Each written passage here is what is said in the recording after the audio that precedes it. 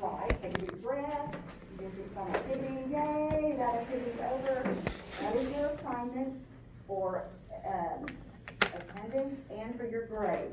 So at the end of this class period, or sometime in the next 2 days, you need to go onto the discussion board for the 27th, put your name and put something that you learned from that, or that you would have rather have seen. Do that too, just keep it polite. Okay. So let's apply the nursing process. So you've learned all of these these contraceptives, because you're studying and you're highly determined nursing students and you want to ace the test. So now we're going to go through the nursing process and how you're going to apply it to help your client. So your assessment is always the first thing to do, right? That's when we walk in a room and we look at the client. What do they look like? We're introducing the subject. Oh, so you're here for contraceptives, I see.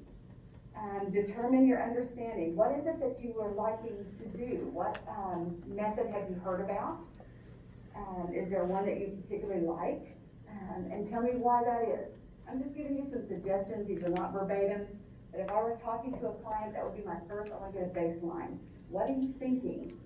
And then why are you thinking that? Well, my friend has an IUD and it works great for her. She doesn't have a period. So then I'm going to make sure that she knows that that is not going to protect her against sexually transmitted diseases. So if you're not in a mutually exclusive relationship, or your boyfriend isn't, whatever, make sure that they understand.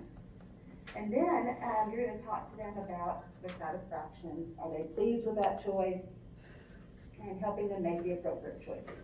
So you've got your assessment, you've talked to her, you've obtained a history, you've decided, okay, she doesn't have any, well, we'll get that in a minute. Identification of patient problems. Okay, she wants a birth control pill, but she's a smoker. It says in your book that you still have to wait 1 year of not smoking before you can start taking birth control pills. So, I mean, it's pretty serious. So you want to identify any potential problems. Oh, I'm super busy, I don't have time to remember that. Hang on, let me grab a drink.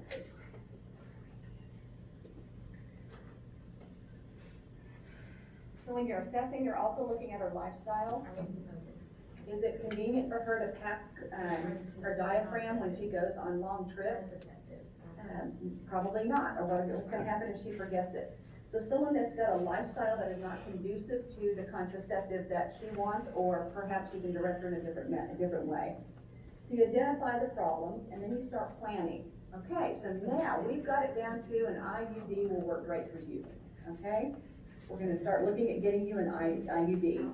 So now she needs to understand any problems with an IUD. You gotta make sure it's still there. It may cause some cramping right after it's placed in. You may have irregular periods for a while. Whatever it is that you're gonna have to teach them, you need to know for the test, okay? So we're doing the nursing process. You need to understand any complications or side effects and things that you need to educate them on. Because our bottom line is we want our clients' safety and their best interest at heart. So if they don't want to have children, we're going to try to make sure that they have a contraceptive that's going to work for them the best. Because remember, no contraceptive works if you don't take it right. So if you've got to make sure that they understand. So your interventions, teach about other methods, protecting against sexually transmitted diseases. This woman says, I want an IUD, but I'm not mutually exclusive. I have a boyfriend, but I also see this guy in Texas too. Every now and then I get up there. So you're gonna make sure she knows to take some condoms just in case, okay? Include the woman's partner and provide ongoing teaching. So you're gonna make sure, I love pamphlets, but I wanna make sure if I give them a pamphlet, they understand it. I never just hand them literature. I used to be a home health nurse and I hated to go to their house and they would literally hand me a book of discharge instructions they got from the hospital. And they would say, explain this. They had no idea. And so I make sure that you go through and you highlight the things that are really important and that they repeat them to you. Get that closed loop communication. And then you're gonna evaluate this. Did this work? Is she satisfied? We're gonna try it for this trip. We're gonna give her 3 months on that, come back and see me and see how's it working for you, okay? So your nursing process. Oh, now we're gonna move into a hard one. This is our infertility. take a deep breath for just a minute. This one's kind of hard to listen to. It's not always bad. Sometimes the infertility, it can be easily fixed. But we are on page 718, so let me go there.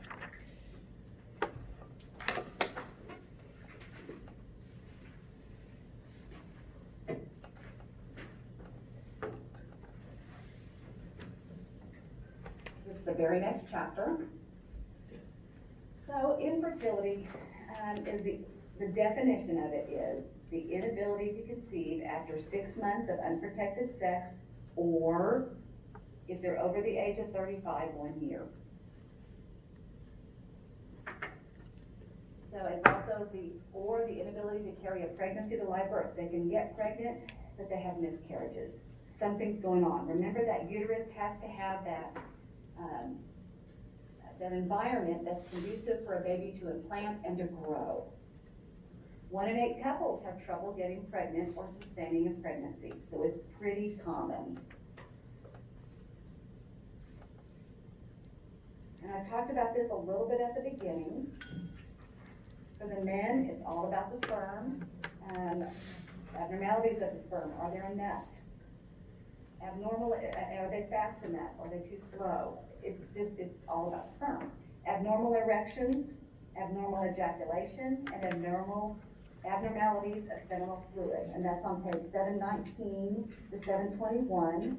I'm going to mention something, but you don't have to know it. There are tests we do, and we'll talk about those just briefly in a minute, but those are on page 720. If you're fascinated and you want to know more, just look at that. Now we're going to look at the female for infertility. I'm going to go back to those tests, but for right now we're just going to move on to the female. So for the woman, it's about the ovulation. Do they have regular periods? Are their hormones adequate so that they can get that egg moved and get that environment set up? And can the eggs get from the ovaries to the fallopian tubes, to the uterus, to be fertilized and implanted? And then can the uterus support life and implantation? Abnormalities of the fallopian tubes, I'm going to touch on that for a second. So there are things on page 722 under abnormalities of the fallopian tubes. There are conditions that can set it up so that the fallopian tubes get scarred, and one of those is endometriosis. So when a woman has a period, and the period is actually the uterus sloughing off the extra tissue because you didn't have a baby, there's always a little bit of what they call retrograde blood that goes out of the uterus and into another part of the body, but it's usually not very much. For some women, that tissue does go into the fallopian tubes. And remember, that is tissue from the uterus, so it actually can implant an egg, right? So if it's out of the uterus, ectopic, it's in the tubes, it can implant an egg, and then she has a tubal pregnancy. So that's what that says, and that's what that means. And if she has enough of them, and for some reason, if they get one, they have a tendency to get another one, that is just the way it is. They can do different things to keep the periods gone until they're ready to get pregnant, but we're not going to talk about that today. Just know that it can cause adhesions and different things in the tube so that they cannot get the egg to go through. So that can be a problem for some women. And if it gets too bad, they have to go ahead and do a tubal ligation, and then she is sterile. But that is at the end of the process. We don't try to jump to sterility to begin with. We don't try to jump to a tubal. So let me jump back on to tests for just briefly. When a couple comes into a clinic to talk to you and they're in an infertility clinic, they know why they're there.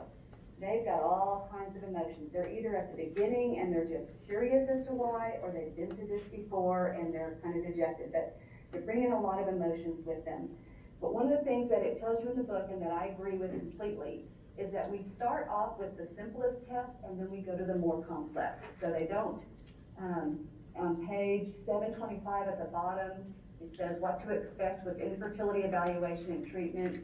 we're evaluated systematically, which means, they have a plan, and we start from simplest to most complicated.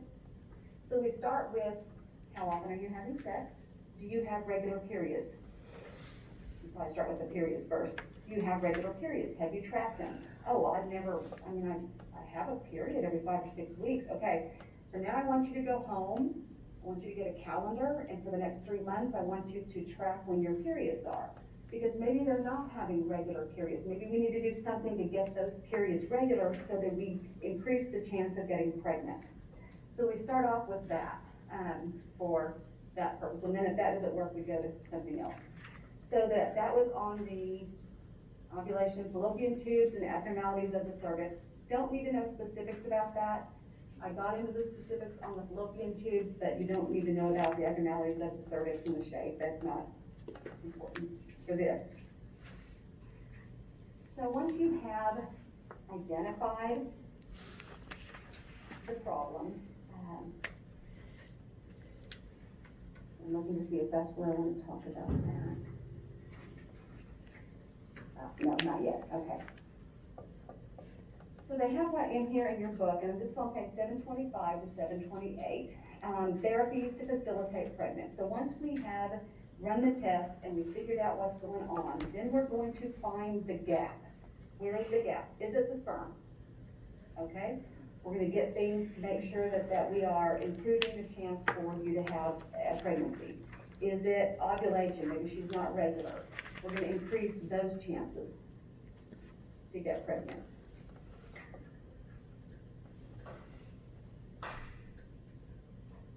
History and physical examination. So we're counseling them. We're going to do a history and physical. So we're going to have them write out. And this is the part that always gets me too, because we take this very beautiful act between a man and a woman and we turn it into something clinical. So you have to balance your clinical scientific edge with compassion so that you make sure that you're not just looking at them in a cold manner.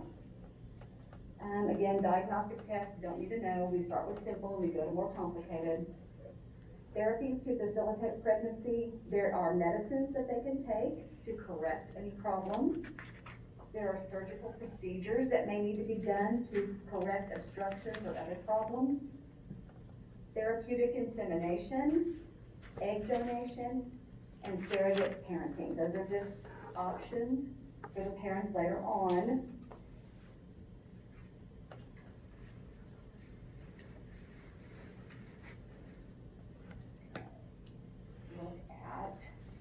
Okay, we're going to look briefly at 728 to 730. So we're looking at the different ways to reproductive technologies. I'm not going to go into specifics on this. There are different ways to assist the reproductive, just know that. There's in vitro fertilization, there's intrafallopian tube transfer, that was a new one, zygote intrafallopian transfer. Those are just alternate ways to help a pregnant woman get pregnant. And I told you at the beginning, when we started this talk today, that being prepared for class. Another way for preparing for NCLEX is we cannot teach you absolutely every disease that could possibly be on NCLEX. You've seen your adult 1 and 2 book, Iggy, it's 1,500 pages long. We cannot teach you everything. But if you get to a question that is about infertility, and they mention something that you don't know, go back to the concept of prenatals and think, what did I learn? Because it's going to be the simplest answer. NCLEX is looking to see if you're going to be a safe bedside nurse, not an expert in reproductive health.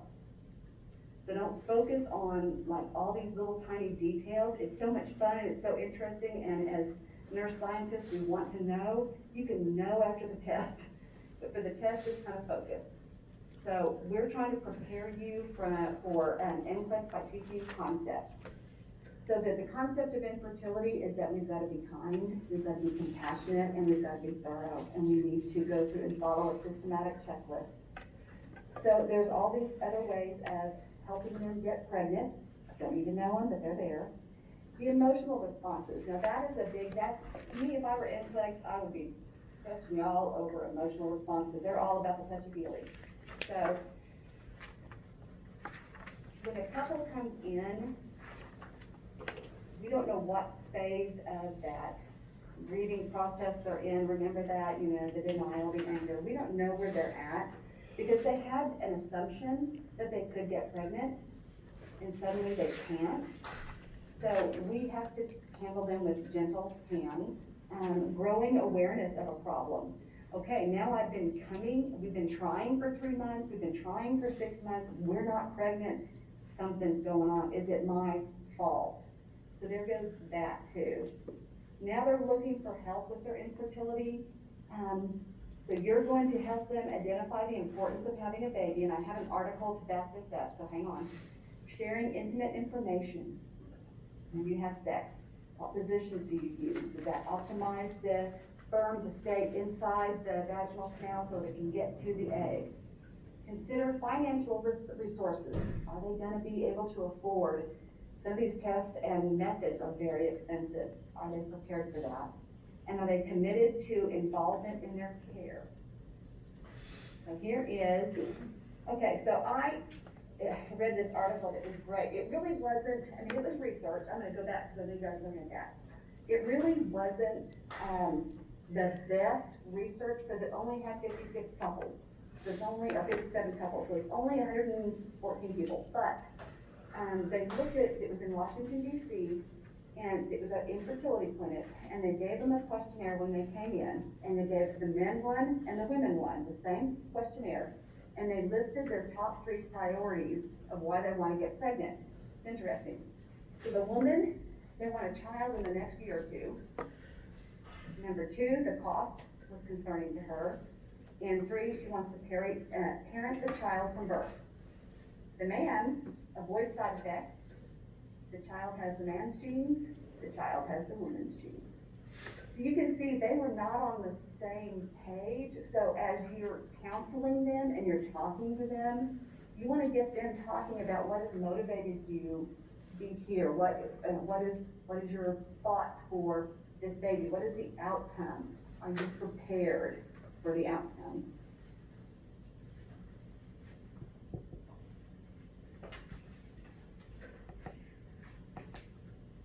Okay, so responses for infertility. That's on page 732 to 733.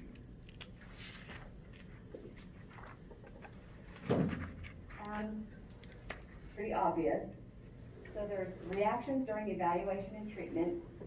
There are influences on decision making by their social, cultural, and religious values. So the individual you're talking to, the couple that you're talking to, they are influenced by their social awareness, their cultural awareness, and their religious values.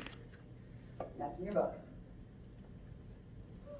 And the difficulty of the treatment. Are they going to have the time to come in there? Or does their job demand that they're on 24, off 48? Can they come in when it's needed? Probability of success. These are things that are weighing in on their minds, and financial concerns. And then there's the reactions, the guilt, the isolation, depression, and stress on the relationship. And that same article said that every couple said that the time of infertility in their life was the most stressful time in their married lives. For all 57 couples, that was the most stressful time for them. Outcomes. I think it's kind of interesting the way they put this. 733 is where I'm at. So you have a pregnancy loss after infertility treatment. So you've gone through the expense and you've had this treatment done, and then you lose the baby. Another possibility is parenthood after infertility therapy. Okay, oh my gosh, I've been wanting a baby, but now I'm going to have a baby. Am I ready for this? The answer to that is no, we're never ready for a baby. It's a scary thing. My husband and I, I was 30 when I first got pregnant. I was older. And I thought I was this rock star mom, and I cried for the first 6 months. It was hard. And pregnancy, I hated being pregnant. My body didn't do well pregnant. I felt like the baby was going to fall out, and I worked the night before with all of them, so it never did. But yeah, we're never ready for pregnancy. So even though they have been looking forward to this time, the reality hits and it's scary. And then there is the choosing adoption. Now, I don't want to say that that is because they couldn't have a baby. A lot of people are choosing adoption even though they have their own children. So this is just another option too, is adoption. There are a lot of babies out there that need a good home.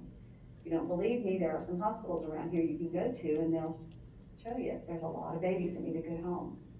The nurses at Ponca City are always volunteering to take a baby home with them that gets left up there. So, yeah.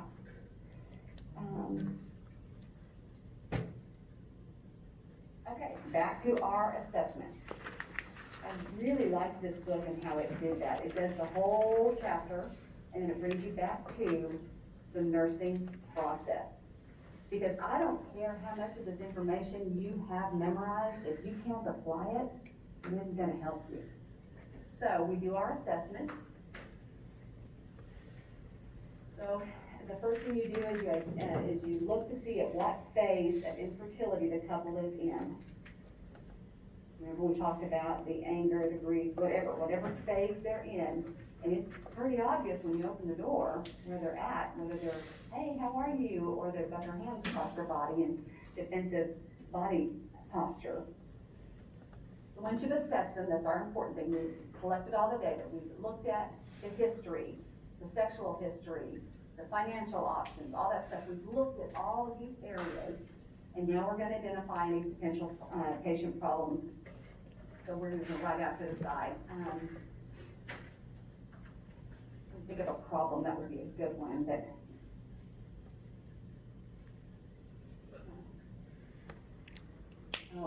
this one just said, in your book, it just says infertility can result in a patient feeling anxious, hopeless, and a sense of loss. So there's your nursing diagnosis. That's your problem statement, is the feelings of inferiority, sense of loss, that grieving. In this stage, you're just identifying it. And then now you're planning. So how are you going to get that person who has found out they are infertile, how are you going to get them to talk about it? Express feelings, explore ways, identify aspects that are positive. You get them talking, and you see what their support system is like. But one of the best things you can do is get them into a support group. Those are fantastic. It gives them somebody else that understands how they're feeling. They feel like they're not alone. We keep hearing that these days because of COVID. You're not alone, and there is that feeling when something bad happens to you that you are the only one in the world that has that. And you can get with other couples and talk to them, and you can encourage each other and talk about it. So that's another role of ours. I told you I was going to tell you the different objectives, and I didn't. But yeah. That's one of the objectives, is to make sure that we get them to community resources, the support groups. And then your interventions, that's your intervention, and then your evaluation. How did it work? Because if you can't evaluate it, it wasn't effective. So did that work? Did you get the couple to the next level of their phase? Did you get them to a sense of comfort? Did you, whatever your problem identified and your plan and your interventions, did they work? Or you need to go back and reorganize that and start again. We're almost done, guys, I promise. Okay, so I am now going to do stratagems. This is on pages 69 to 71.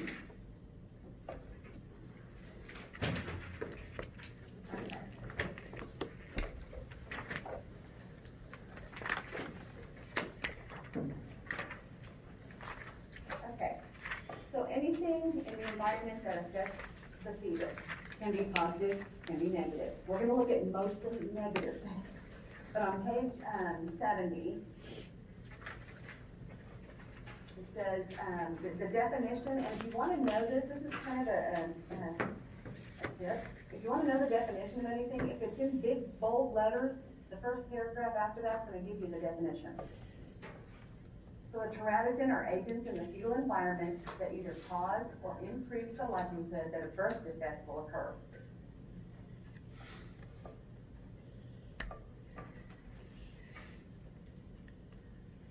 problems that they have in research is that they cannot give a woman who's pregnant an actual, thing that may be like lead. You can't expose her to lead to see if it's gonna affect her baby, because that would be unethical, right?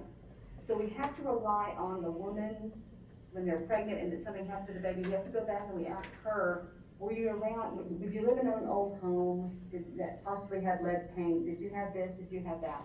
So one of the limitations is, they may not be a good historian. The timing of the exposure for the fetus. You know, the baby is gonna be forming in the womb, and we're gonna see different phases and different times that organs are exposed in different, weeks. So it depends upon, that can affect whether or not it's gonna harm the fetus, okay? Different susceptibility of organ systems. Some agents will affect one organ and not affect another. Uncontrolled fetal exposure. Because the baby cannot say, hey, I don't like that, the woman has to be the go-between for them. So exposures cannot be controlled to eliminate extraneous agents or ensure a consistent dose.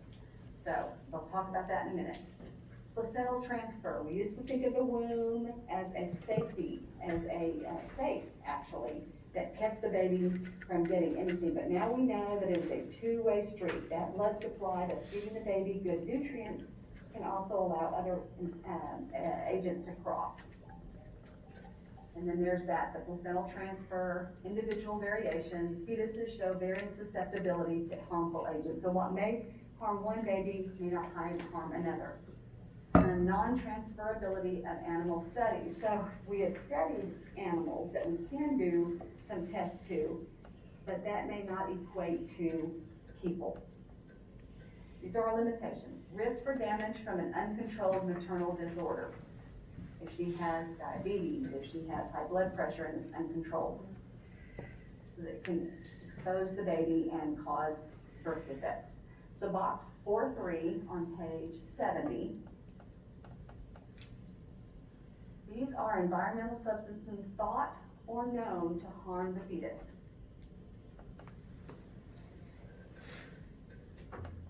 Alcohol. Never have alcohol when you're pregnant. They just say no. Not even the first trimester, second, or third. Just don't do alcohol. Because we don't know if it's going to, when it's going to affect your baby, so just don't drink while you're pregnant. Some of these aminoglycosides, anticonvulsant agents. I had a friend who had seizures, and she took anticonvulsants, and she got pregnant, and she lost the baby. I think she lost her baby 3 times. Well, I knew her when we lived in Tulsa, because she couldn't stop taking her meds, but when she got pregnant, it caused an abortion for her. I'm gonna read these so that when you look at them, you don't just go blah, blah, blah, blah, blah, blah. What you need to know about them is that if I have a med on the,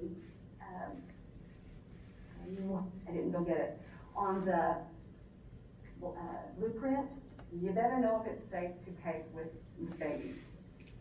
It will be specifically in there. I used to do an activity where everyone brought their drug book, and we would look up drugs and say whether it's class A, B, C, or D, or X. They don't do that anymore. They changed that. So now the drug book just says, not good for pregnant women. Do not give. So if there's a med on the blueprint, make sure you're looking it up, and is it safe to give? I'm gonna read some of the anti-thyroid drugs. Cocaine. DES is the next one. Folic acid antagonist. Okay, so folic acid is a vitamin supplement that women that are pregnant or wanting to be pregnant should take. It keeps from developing a neural tube deficit, which is a spinal bifida. So before they even get pregnant, they should be taking that. So an antagonist means they're taking a med that interferes with the folic acid, so the baby is not getting that. So that's what that means. So we want them to have folic acid, okay? Infections. There are infections that set up a mom. They used to call them torch infections, but they just added so many they can't do that anymore. but there are infections that can harm the baby. Rubella is actually mentioned specifically in your book under, because it's a live vaccine. And so before the woman even, that means that when you get the vaccine, if you've never had it before, if you get it and you're pregnant, then you're actually introducing that rubella to the baby, and it can cause fetal demise or bad birth defects. So that's one of those vaccines they need to take before they're pregnant, or stay away from children that are unvaccinated, and don't get me on that soapbox. Syphilis, toxoplasmosis, varicella, which is your chicken pox, and Zika.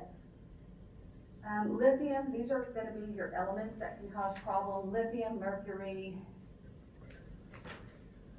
retinoic acid, tetracycline, tobacco, and warfarin. Those are medications or elements, so no smoking, don't take warfarin. So your main thing is you do not want your pregnant woman taking any medicines unless they've cleared it with their physician. Okay, that's your bottom line on that.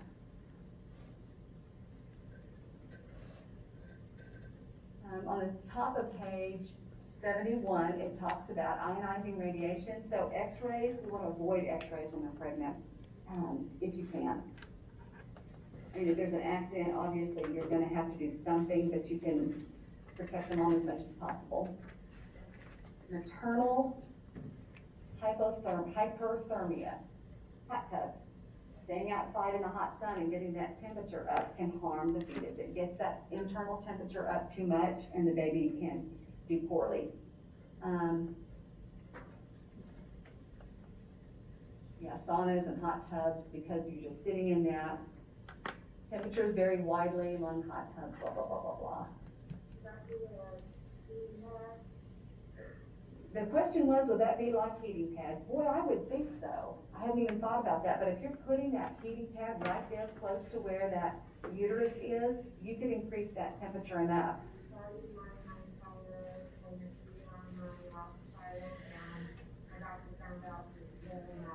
Oh, she said she used it on with her last pregnancy, and when the doctor found out, he was very upset.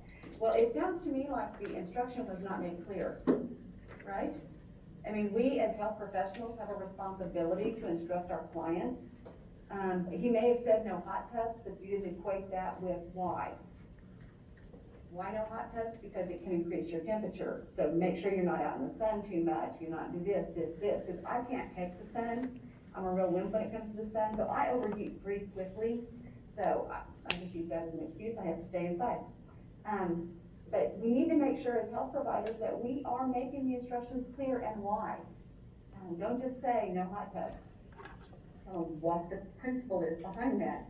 Don't increase the internal temperature.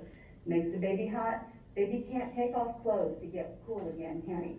He is relying on that blood supply from the mom. If that